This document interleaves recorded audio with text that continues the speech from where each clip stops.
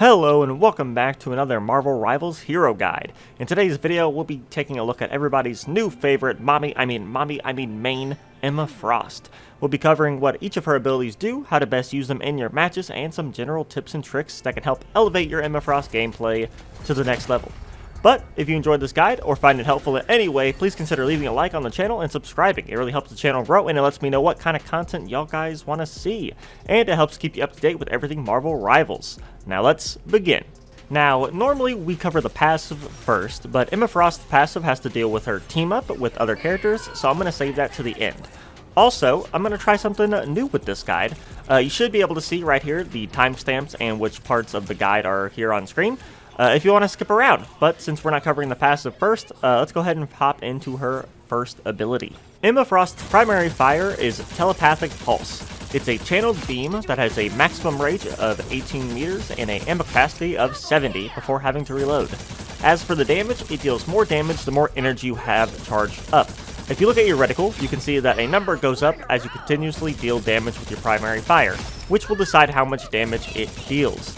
From 0 to 99 charge, it deals 70 damage per second. At 99, it will deal 120 damage per second. Then, when you max it out at 100, it will deal 150 damage per second. Basically doing a little bit over double your damage from 0 charge. So, you want the most charge to deal the most damage. So how fast can you get charged? When hitting enemy heroes or shields, you'll get 10 energy per second. If you hit your sentients, which we'll talk about here in a second, you'll get 15 per second. And then finally, hitting any common summon like Namor's squids will give you 5 energy per second. So if you're going after a shield or an enemy hero, which is what you'll be firing at most of the time, it'll take about 10 seconds to hit maximum energy and deal the most damage you can with your primary fire. Finally, if you don't hit an enemy for 3 seconds, her energy will deteriorate at a rate of 30 energy per second, only taking about 3.5 seconds to go back to 0 and for you to have to rebuild your charge completely from the bottom again. Moving on, we have her right click, her shield ability, Mind's Aegis. When pressed, Emma Frost will deploy a small shield in front of her that has 400 health. The button can also be held to send the shield further out from her, so basically just hold down the button if you need to send it out further away. Next, the shield recovers 70 health per second, but there is a brief 2-second delay before that recovery actually starts. So if the shield gets damaged and you recall it, it'll be 2 seconds before it actually starts to regen its health. Finally, if you need to change the location or reposition it, it'll be a 3-second cooldown, but if you let it get destroyed, the cooldown goes up to 4 seconds. And you and your team can actually shoot through her shield, which I think you can see pretty easily, but I wanted to take note just in case. Her next ability, her E ability, is Psychic Spear, which is a bit complicated, so bear with me as I try to explain this as simply as I can. When pressed, she will send out a spear. If an enemy hero is hit, it will pull out a crystal mass from them and towards you, that the enemy is actually linked to. This is the enemy's sentience, and you can do a couple things with it. For starters, your primary fire, Telepathic Pulse, can pierce it, so you can hit this and any enemy on the other side, massively increasing how much damage you're dealing to them. Next, when dealing damage to the crystal, all that damage is transferred to the enemy it's linked to. Basically, any damage you deal to the crystal is also dealt to the enemy as well. If you hit just the crystal for 100 damage, the crystal will take 100 damage, but the enemy it's linked to will also take 100 damage. It should also be noted that if an enemy gets at least 15 meters away from the crystal, the link between them will be broken and the crystal will despawn. The cooldown time on the spear is 6 seconds, and the crystal themselves will despawn after about 5 seconds if you don't destroy them in time. Finally, the crystal's health will be equal to 25% of the target's current health. This is important.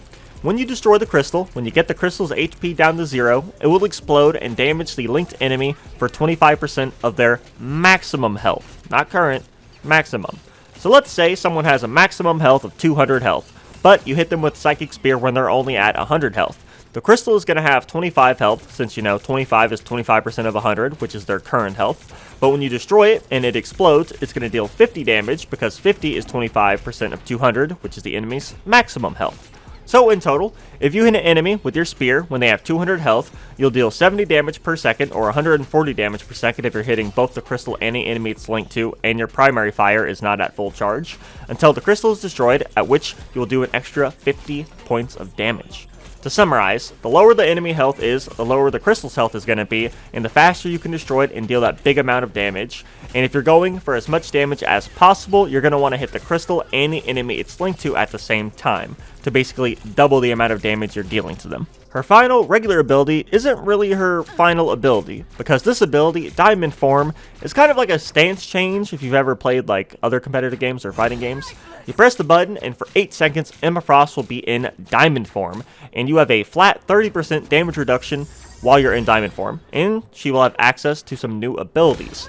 But the only real thing you need to note with this is when she returns to her normal form, Diamond Form has a 15-second cooldown before you can enter it again. Alright, for starters, in Diamond Form, her primary attack is now Faceted Fury. This is a combo of 4 melee strikes with a range of 4 meters. The first and second hit deal 50 damage, the third hit deals 70, and the fourth and final hit does 80. So in total, if you hit an enemy with a full 4-piece combo, you'll deal 250 damage. Next, her right click is replaced by Crystal Kick. When pressed, Emma Frost will do a spin kick. If an enemy is hit, they'll take 40 damage and be knocked back 10 meters. If you knock someone back into a wall or another solid structure, you'll deal an additional 50 damage as kind of a wall splat. So you'll deal 40 damage from the kick and 50 for a wall splat for a total of 90 if you do both. Her final ability in this form is Carbon Crush. When you press the E key, Emma Frost will dash forward up to 7 meters, grabbing the first enemy hero hit. When you grab an enemy, you'll deal 30 damage to them, flip them behind you, and effectively CC them for 1.6 seconds while you're grabbing and slamming them. This is a great tool to CC someone briefly if you need to stop what they're doing, and works really well with her other abilities, which we'll get to in that section. Finally, we have her ultimate, Psionic Seduction. When pressed, Emma Frost will deal damage in a 80-degree cone that extends out 30 meters. It deals 80 damage base per second, with the damage falling off the further away the enemy is, both in terms of angle and distance. So, to deal the most amount of damage, you're going to want the enemies close to you in the center of the cone, which is made pretty easy because each second an enemy is in the zone, they will build up 10 stacks per second. At 15 stacks, or after about 1.5 seconds, they will be mind-controlled and forced to walk towards you. This effectively CCs them until they're either taken out or the ultimate ends, but also, while they're being mind-controlled, they can't actually attack, which makes them pretty easy to wipe out for you and your team. As with every ability, there are a few important things to note. For example, the mind control starts at 15 stacks with enemies gaining 10 stacks per second, but if they leave the cone and you are no longer hitting them, they will also lose 10 stacks per second. So, to get your mind control off, you're going to want to keep them in the zone until that effect happens, which is about after 1.5 seconds. Next, each enemy can only be mind controlled once per ultimate. So, if they start walking towards you, you successfully get the effect off and all that stuff, and you look away or something else breaks the effect, you cannot affect them with it again. You can still deal the damage, but they will no longer build up stacks and actually be affected by your mind control. Then, on top of that, any enemy you're hitting with their ultimate cannot use theirs. If you're hitting them with Psionic Seduction, they cannot ult you back. And, while Emma Frost is channeling her ultimate, she cannot be CC'd. She can still be damaged and she can still be killed or taken out, but you cannot be stunned or interrupted out of your ultimate. Now that we know what all of her abilities do, how can we best use them in our matches? Let's first talk about her bread and butter tools, her primary fire and shield. You'll be using both of these quite a lot because one is your primary fire and the other is a shield, and you're a Vanguard, and you gotta protect your sweet baby Jeff in the backline. So let's go ahead and talk about those tools first. Her primary fire is honestly pretty simple. It's a beam with an okay range and it can deal some serious damage when at full energy. So for that reason, you're going to want to try to stay at full energy as much as possible. Remember, it takes about 3 seconds before you start losing energy. For that reason, try to stay aggressive and closer to enemies when you can. Obviously, run away if it means dying, but try to get a feel for how far you can move and shoot within those 3 seconds and try to stay within that range. Even if I'm moving forward and back to either keep poking or to get to cover, I know about how far I can run to get to an enemy before my energy starts going down. So try to stay within that comfort range to upkeep your energy and make sure you're at 100% energy as much as possible. For me, in those 3 seconds, I can move about 18 meters, and the beam has a range of also 18 meters, so I know that I need to get within at least 36 meters of an enemy and hit them in those 3 seconds to keep my energy up. Even if it's just a tap or just a little spray for a second, anything to keep that 3-second timer from starting and my energy to start going down. I also want to note that any static spawns or deployables are great for keeping up your energy during downtime. If you've just pushed the enemy team off a point, why not light up that Penny Parker's mine generator to keep your energy up while the enemy team is heading back to contest you and your team. The other important thing to note with her primary fire is that it can pierce through the crystal created from her Psychic Spear ability. So if you can, always try to line up your shots that hit both the crystal and the enemy it's linked to. This will melt that enemy. You'll be dealing 150 damage per second with your primary fire to the crystal and to that enemy. So 300 damage in total just from your full energy primary fire. And then you get the big chunk of 25% of their max health when you finally destroy the crystal and it goes pop. So if done right, this can absolutely obliterate enemies since you're just dealing so much damage to that one linked target in just such a short amount of time. Her right click, her shield, is one of her main tanking tools. It has a max value of 400, so it's not the highest, but it can definitely protect your team. The only thing is, since it's on the weaker side, it can be destroyed fairly quickly if the enemy team decides to focus fire it or if you deploy it in a bad spot, and you don't want that. If the shield gets destroyed, you'll have to wait at least 4 seconds for the ability to come back. But then you have to wait another 5 to 6 seconds for the shield's durability to get back up to 400. If the shield is destroyed, it won't start regenning until the timer is up, until it comes back from being off cooldown. That's a lot of time for you and your team to be without your shield. So try to move and rotate it often, or if it's about to be destroyed, you can hit another button to completely remove it from the field. Try to pay attention to where your team is taking fire from the most and rotate it there. The worst thing you can do is leave it up on a different side of the map where no one really is. In that case, no one is being protected by it and it's not really getting any value. So just try to stay conscious of where your shield is and where your team is so you know where to protect. And remember, your shield only regens when it's not on the field. So if your shield is taking too much heat and it's about to break, recall it so it can start regenning and come out stronger and with its max value. Also, since you can hold the button down to send the shield out further, you can not only send it out in front of you to start protecting your team before you actually get close enough to deal damage, because you can send it out further than any of your attack ranges at least, but you can also throw it out at any angle since it goes out at whatever angle you're looking in. This makes her shield really good at blocking attacks from aerial targets. You can look up at the angle they're firing down upon and send it up to block their attacks. You could just put it slightly above your team to protect them, but you could also send it further into their face and take up more of their screen, making it much harder for them to fire down on your team. It may even force them to move and relocate, at which point you can just reposition your shield to keep blocking them. Just remember to keep moving your shield around so it's always doing something, always protecting something, and make sure to always cancel and remove your shield from the battle before it breaks. Even if you remove it with 1 HP, you won't have to wait the 4-second cooldown timer, so your shield will be recharged sooner and you can send it out again faster while having less downtime. Next up, we have Psychic Spear. This is the key to doing most of your damage and definitely your burst damage. Like I mentioned before when talking about her primary fire, try your best to hit the crystal and the enemy it's linked to at the same time. Now, this is easier to do with her beam primary since it has quite a long range, but you can also do this with your melee attacks from her diamond form. So, before you turn all sparkly and start beating some ass, throw out Psychic Spear and summon the crystal, then enter diamond form. If you're in a close range fight, try hitting both the crystal and the enemy with your melee combo. This will of course double your damage like before with your primary fire, but her melee strikes do much more damage in a shorter amount of time. The melee combo on its own does 250 damage, double that because you're hitting both the enemy and the crystal, and that's a clean 500 damage before the crystal even pops, which of course does an extra chunk of damage on top of the 500 that you already did. Regardless of which way you're dealing damage though, try to hit both the crystal and the enemy for max damage. The only thing you really need to look out for, and the way they can prevent you from doing this, is by running away from the crystal or by putting a shield or teammate in front of it to block it. Remember, if the enemy gets at least 15 meters away from the crystal, the link between them will be broken and the crystal will despawn. Keep this in mind because once you hit an enemy with the spear, they're likely to try to run away from you in an attempt to break the link. Also keep this in mind because it means you can't really use your spear from a long distance. The further you are from the enemy hit, the further it will pull the crystal towards you to get it close to you. So if you hit an enemy from a long distance, it'll pull the crystal closer to you, but further from the enemy hit, meaning they really don't need to move much further away to break the link. Keep this in mind when you're in more of the poking stages of a team fight, and if you can, try to force enemies into closer range areas. Not only to make use of your other abilities as well, but to make sure the crystal is close to them when you create it, so you can do as much damage to it as possible and hopefully crack it before they can run away or, break the link.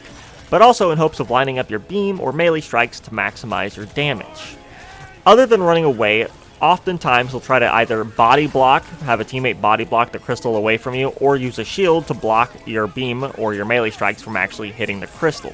Now obviously it's harder for them to block their melee strikes, but if you're using your beam to hit the crystal, it's not really uncommon for the enemy team to try to get in front of you or to block the crystal so you can't damage that and to protect their teammates in that way. So if that happens, a lot of the times you're going to have to back off, but sometimes you might be able to find a tricky angle or get around them to keep damaging the crystal. Either way, if they decide to do that, you're going to have a much harder time cracking it and popping it to get that 25% damage chunk done to the enemy you've linked it to. Also, as a side note, on certain maps and areas, you can use your spear to create and pull a crystal around a corner so you can actually hit the crystal to damage them, but they can't see and hit you. Now, this only works sometimes since it's pretty easy to break the link around the corner, but in some situations, it's actually a pretty decent tactic, so I just kind of wanted to showcase it here. Moving on, we have our other tanking ability, Diamond Form. As a tanking tool independently, there's not really too much to say on how to use it. Just remember that once you're in Diamond Form, you'll have a 30% damage reduction buff, so try to take up space and get in front of your team and be the target the enemy team is shooting at. When they hit you, they'll be dealing you less damage, and if you have mostly attention, that leaves room for your DPS or supports to make some plays. Now, this is easier to do with heroes like Magneto, where their bubble actually makes their hitbox bigger, and that, takes up more space and more area on the enemy's screen. But if you're getting to the front of your team and trying to be a nuisance by melee attacking and grabbing and using your crystal kick and just being a nuisance and trying to funnel the enemy team into choke points, you'll be able to get that attention away from your team and onto you. Just try to get in front and try to use your melee strikes and your damage reduction to your benefit while it's active. You do take 30% less damage, so while you're in those that melee range dealing your damage, you can soak up a decent amount of punishment before you're going to need to either back up or get help from your supports. So when you're in Diamond Form, it really does give you the opportunity to play a bit more aggressively if you want to.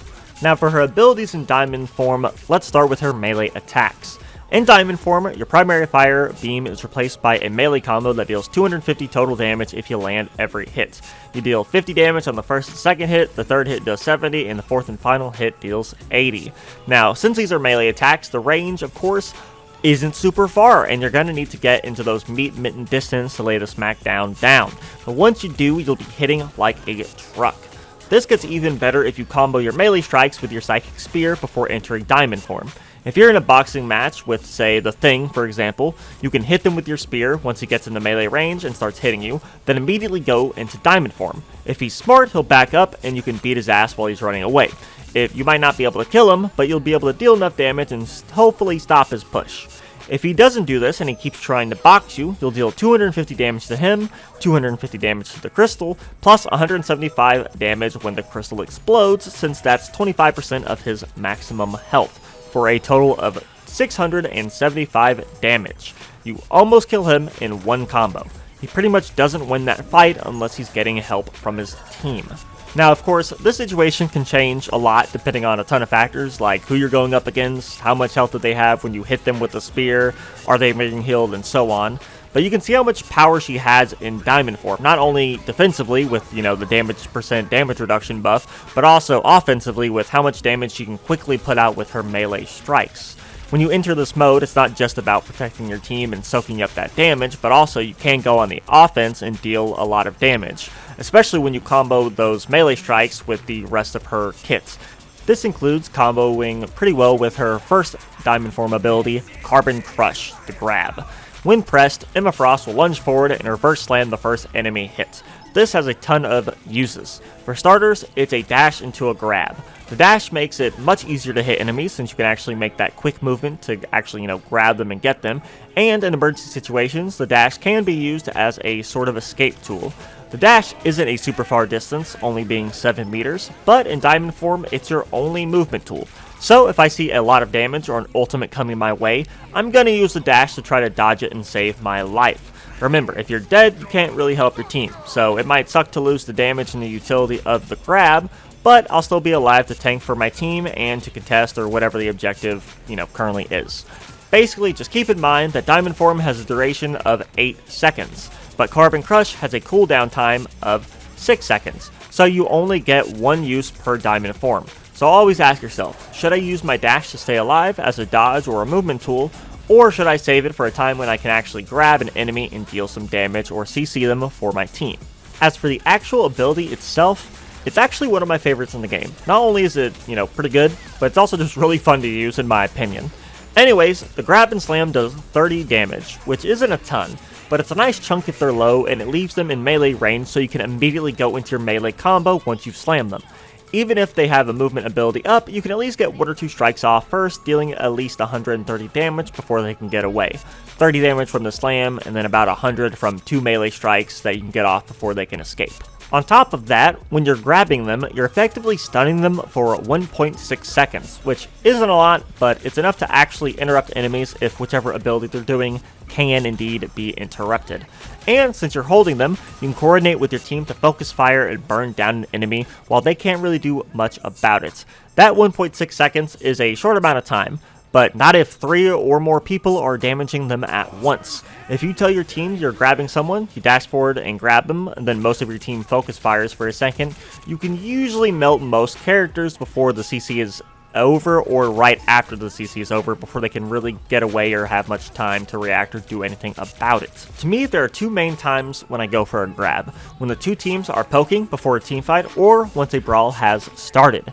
Before a team fight, when both teams are just poking and kind of feeling each other out, when no one really has the upper hand and things are kind of even, this is a great time to go for a grab.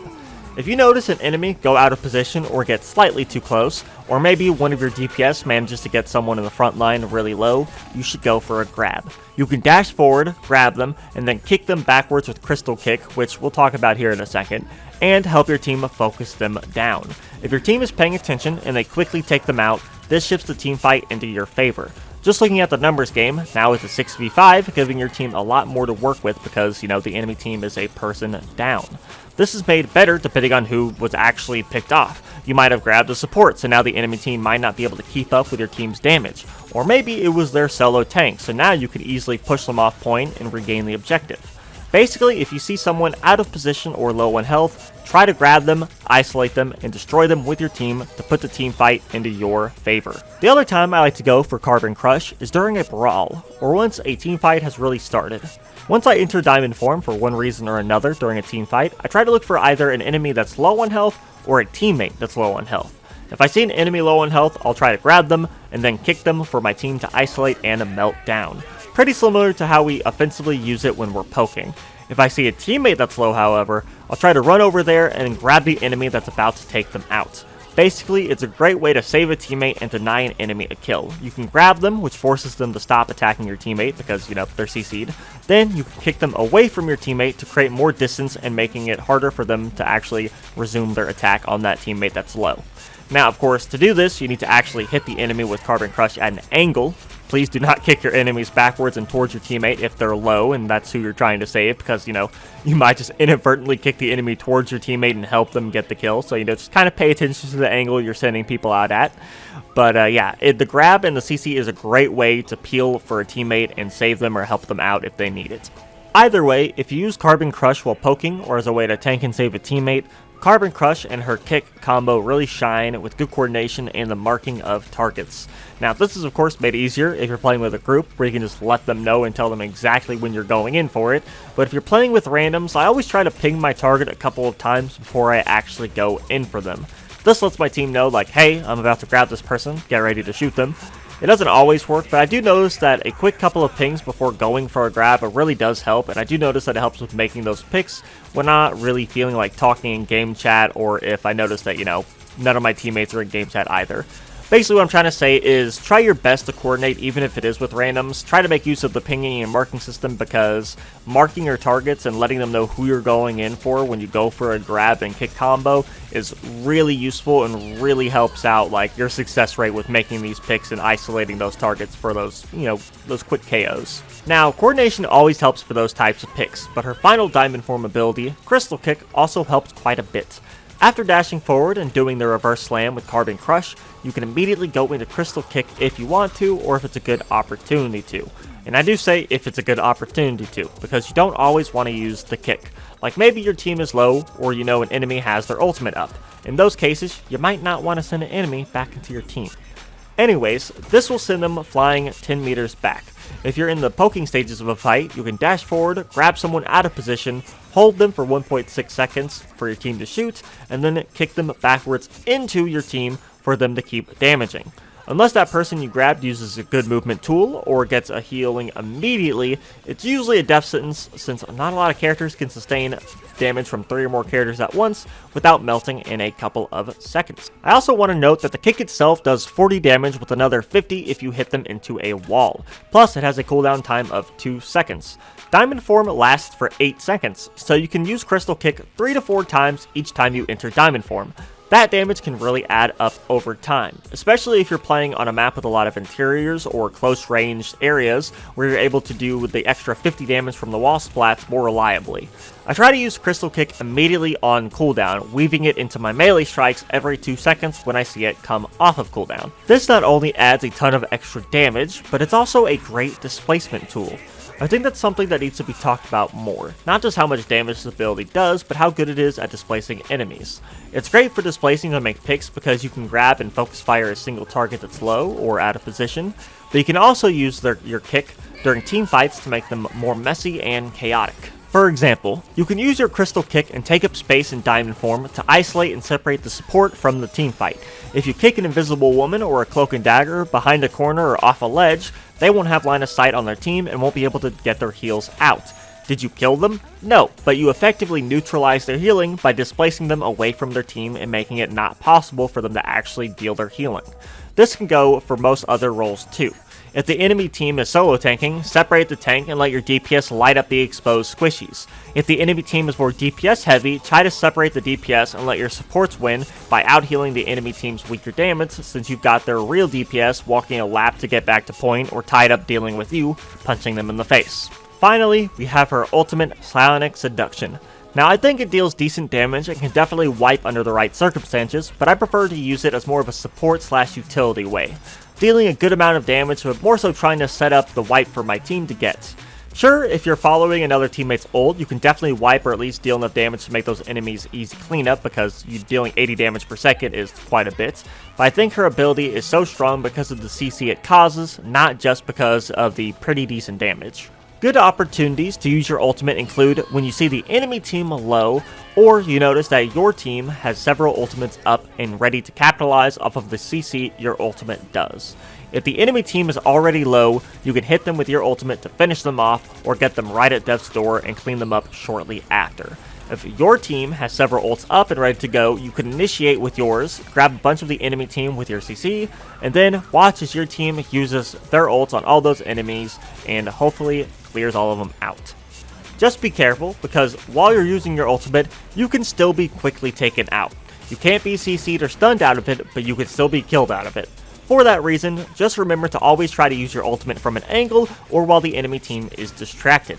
If you just walk up in front of them, they're usually going to go red alert and focus you down before your CC has a chance to take control of them. So be smart and try to do it from behind or at an angle where A, they have to find you and look for you to start melting you down, but also B, the longer it takes for them to find you and actually look for you on their screen, the easier it is for you to mind control them, because it only takes 1.5 seconds for you to mind control them, and it might take a lot longer for them to flick to you and start melting you down.